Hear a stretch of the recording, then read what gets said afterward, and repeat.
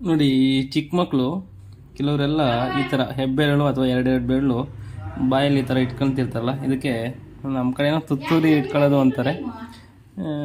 ಏನಕ್ಕೆ ಹಿಂಗೆ ಇಟ್ಕೊಳ್ತಾರೆ, ಇದನ್ನು ಬಿಡಿಸ್ಬೋದಾ ಬಿಡಿಸ್ಬಾರ್ದಾ ಅಂತ ನಮ್ಮ ಅತ್ತಿಗೆ ಪಾಪು ಇದು ಕೇಳ್ತಾರೆ, ಬಿಡಿಸ್ಬೋದಾ ಬಿಡಿಸ್ಬಾರ್ದಾ ಅಂತ. ಇದನ್ನ ಬಿಡಿಸೋದಕ್ಕಿಂತ ಅದು ಏನಾಗುತ್ತೆ ಅಂದರೆ, ಮಗುಗೆ ದೇವರು ಕೊಟ್ಟವರ ಹುಟ್ಟಿದ ತಕ್ಷಣ ಹಾಲನ್ನ ಹೀರೋ ಅಂತ ಗುಣ ಕೊಟ್ಟಿರ್ತಾರೆ. ಚೋಷ್ಯ ಅಂತ. ನಮ್ಮ ಜೀವನ ಆರಂಭ ಆಗೋದೇ ಚೋಷ್ಯ ಅಂತ, ಅಂದರೆ ಹೀರುವುದರಿಂದ ನಮ್ಮ ಆರಂಭ ಆಗುತ್ತೆ.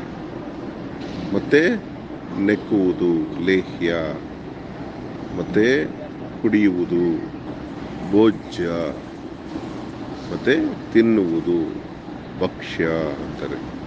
ಹಾಗಾಗಿ ಇದನ್ನು ಬಿಡಿಸಬಾರ್ದು. ಬಿಡಿಸಿದ್ರೆ ತುಂಬ ದುಃಖ ಆಗುತ್ತೆ ನಿನಗೆ. ಇದು ಏನಾಗುತ್ತೆ, ಈ ಎರಡು ಡಿಮೆರಿಟ್ಸ್. ಬಿಡಿಸದೇ ಇದ್ರೆ ಬೆರಳು ತುಂಬ ಚೀಪಿ ಚೀಪಿ ಚೀಪಿ ಚೀಪಿ ಬೆರಳು, ಸ್ಕಿನ್ನು ತುಂಬ ತೆಳುವಾಗ್ಬಿಡುತ್ತೆ, ಆ ಬೆರಳು ತುಂಬ ವೀಕ್ ಆಗುತ್ತೆ. ಇದು ಏನಂದರೆ, ಹಾಲು ಕುಡಿಯೋದು ಬಿಡಿಸ್ತಾರಲ್ಲ, ಅದು ಮಹಾ ತಪ್ಪು. ಮಕ್ಕಳು 5 ವರ್ಷ ಆದರೂ ಅವರಾಗವರೇ ಬಿಡೋವರೆಗೂ ಹಾಲು ಬಿಡಿಸ್ಬಾರ್ದು. ಮತ್ತು ಮಿಕ್ಕಿರೋ ಟೈಮಲ್ಲಿ ನೀವು ಬೇಕಾದರೆ ಒಂದು ಆರ್ಟಿಫಿಷಿಯಲ್ ಬುಡ್ಡಿ ಸಿಗುತ್ತೆ ಮೆಡಿಕಲ್ ಶಾಪ್ಸಲ್ಲಿ, ಅದು ಕೊಡ್ಬೋದು. ಜನ ಏನು ಮಾಡಿದ್ರು, ಅದು ಕೊಟ್ಟರೆ ಅನಾರೋಗ್ಯ ಬರುತ್ತೆ ಅಂತ. ಅದೇನೆಂದರೆ, ಚೆನ್ನಾಗಿ ಬಾಯ್ಲ್ ಮಾಡಿ ಕೊಡ್ತಾ ಇರಬೇಕು. ಅನಾರೋಗ್ಯ ಬರುತ್ತೆ, ಇನ್ಫೆಕ್ಷನ್ ಆಗುತ್ತೆ ಅಂತ ಹೇಳಿದ್ರು. ಕೈಯಿಂದನೂ ಆಗುತ್ತೆ. ಆದರೆ ಇನ್ನೂ ಏನಂದ್ರು ಅಂದರೆ, ಇದು ಹಿಂಗೆ ಚೀಪೋದ್ರಿಂದ ಹಲ್ಲುಬ್ಬು ಬರುತ್ತೆ ಅಂತ. ಹಲ್ಲುಬ್ಬು ಅದು ಹೆರಿಡಿಟ್ರಿ. ಹಲ್ಲುಬ್ಬು ಹಿಂಗೆ ಇರೋದ್ರಿಂದ ಬರೋದಿಲ್ಲ. ಒಂದು ವೇಳೆ ಬಂದರೂ ಏನೂ ಮಾಡೋಕ್ಕಾಗಲ್ಲ, ಮತ್ತೆ ಸರಿಪಡಿಸ್ಕೋಬೋದು ಇವಾಗಿರೋ ಟೆಕ್ನಾಲಜಿಲಿ 14 ವರ್ಷಕ್ಕೆ. ಬಟ್ ಬಿಡಿಸೋದು ಮಾತ್ರ ಆರಾಮ ತಪ್ಪು, ತುಂಬ ಕ್ರೌರ್ಯ ಅದು. ಕೆಲವರು ಹೊಡೆದು ಬಿಡಿಸ್ತಾರೆ, ಕೆಲವರು ಅದಕ್ಕೆ ಏನೋ ಒಂದು ಹಚ್ತಾರೆ ಬೆರಳಿಗೆ, ಇನ್ನೊಂದ್ಸಲ ಹೀರಬಾರ್ದು ಅಂತ ಕಹಿ ಹಚ್ತಾರೆ. ಅವೆಲ್ಲ ಕ್ರೌರ್ಯ. ಮಕ್ಕಳನ್ನ ಸಾಕೋಕೆ ನಿಮಗೆ ಇಷ್ಟೊಂದು ಕ್ರೌರ್ಯ ಮಾಡೋದಾದರೆ ಯಾಕೆ ಮಕ್ಕಳನ್ನ ಹೇರಬೇಕು?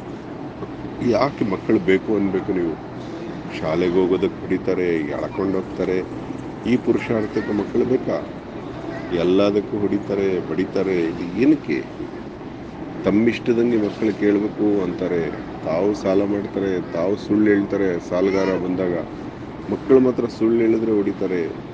ಯಾರಾದರೂ ಬಂದರೆ ಮನೇಲಿ ಇಲ್ಲ ಅಂತ ಹೇಳು ಅಂತಾರೆ, ಬೇರೆ ಸುಳ್ಳು ಹೇಳಿದ್ರೆ ಹೊಡಿತಾರೆ. ಎಂತಹ ಘನಘೋರ!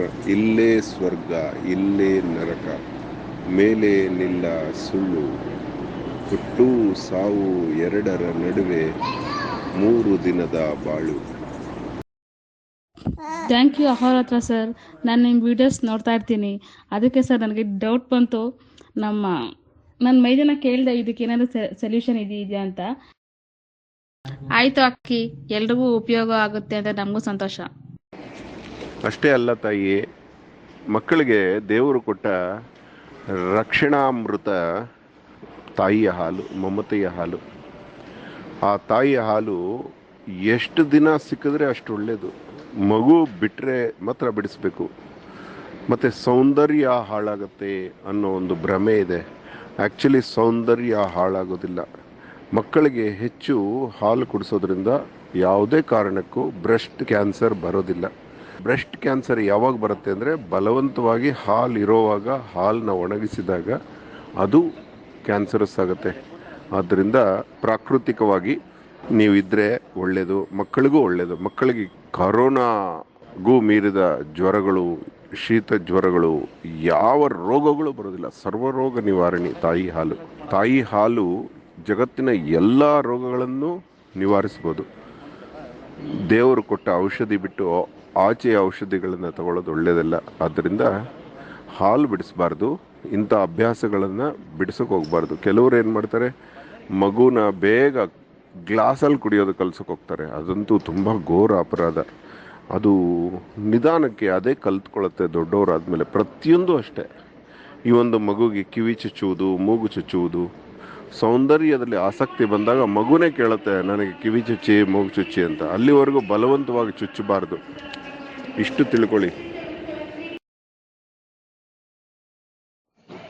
ನೀವೇನು ಹೇಳಿದಿರೋ ಅಷ್ಟೇನು ತಪ್ಪದೆ ಪಾಲಿಸ್ತೀನಿ ಸರ್. ಇಷ್ಟು ಇನ್ಫಾರ್ಮೇಷನ್ ಕೊಟ್ಟಿದ್ದಕ್ಕೆ thank you sir, thank you so much. ನಾನು ಯಾವುದನ್ನು ತಪ್ಪಿಸಲ್ಲ ಸರ್, ಎಲ್ಲನೂ ಕರೆಕ್ಟಾಗಿ ಮಾಡ್ತೀನಿ.